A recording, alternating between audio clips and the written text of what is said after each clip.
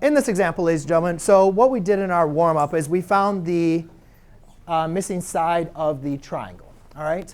Now, and to find the missing side of the triangle, even though in the first one, we used special right triangles, but either way, we created a trigonometric equation, or equation using trigonometric functions to find that missing length, right?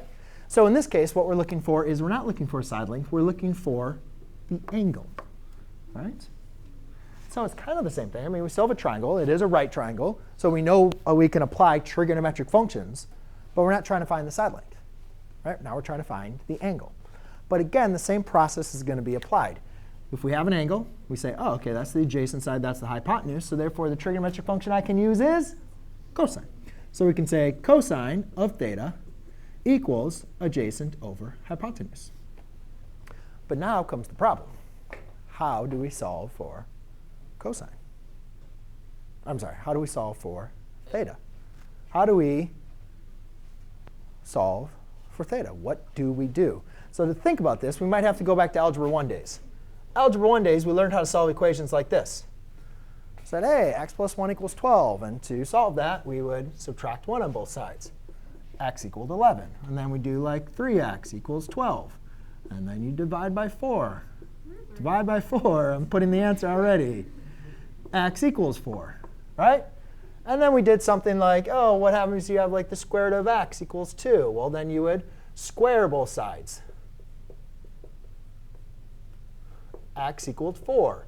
Or if we had like the cube root of 8, then we take the x cubed and equals 8. Then we take the cube root.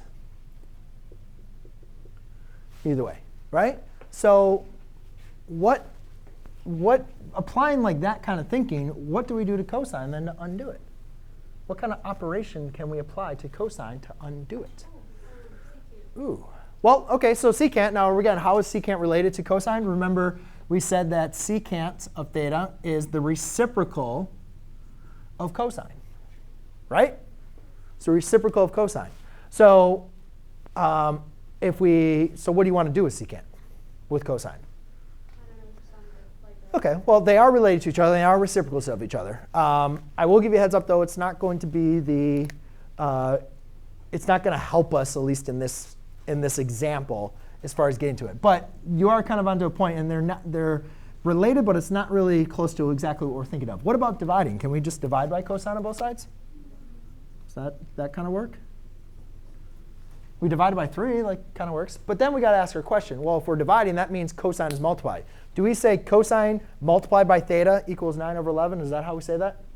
No, how do we say it? We say cosine of theta, right? Just like we say the square root of x, right? So theta is inside of cosine, right? It is inside of the function. So we can't, even though like it looks like the multiplication, right? Because it's cosine, then it's theta, just like it's 3, then it's x. It looks like it's multiplication. It's not multiplication. And secant is a good point, because yes, they are reciprocals of each other, but the reciprocal is not the same as far as what we're looking for. We need to, so nobody else?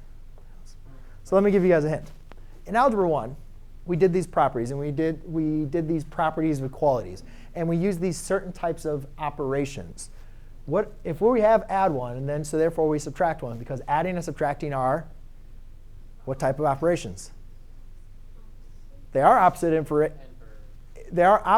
operations, but in fact we use inverse operations, right? They undo each other, right? Remember our study of inverses in chapter 1? They undo each other.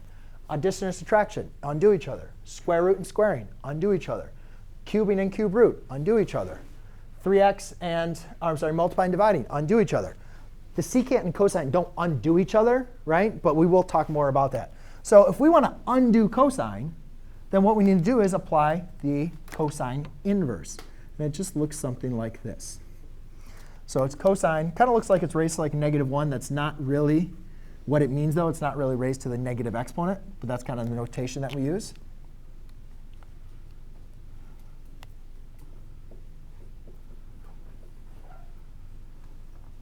OK? So now the cosine inverse of cosine is just going to give us theta equals cosine inverse of 9 over 11. Now, if we want to use this, and again, this isn't going to be in your guys' quiz, so I'm kind of getting ahead of myself a little bit. We will talk about this more next chapter. But now all we need to do is, on our calculator, make sure we're in degree mode, because we're going to be doing these in degrees. And you're just going to hit secant cosine, which will be cosine inverse, and then just do 9 divided by 11. And you should get on your calculator, if we round to the third decimal point, 35.097 degrees. OK? So the kind of trick that, one thing that I have for you guys to kind of look at and memorize is when you guys are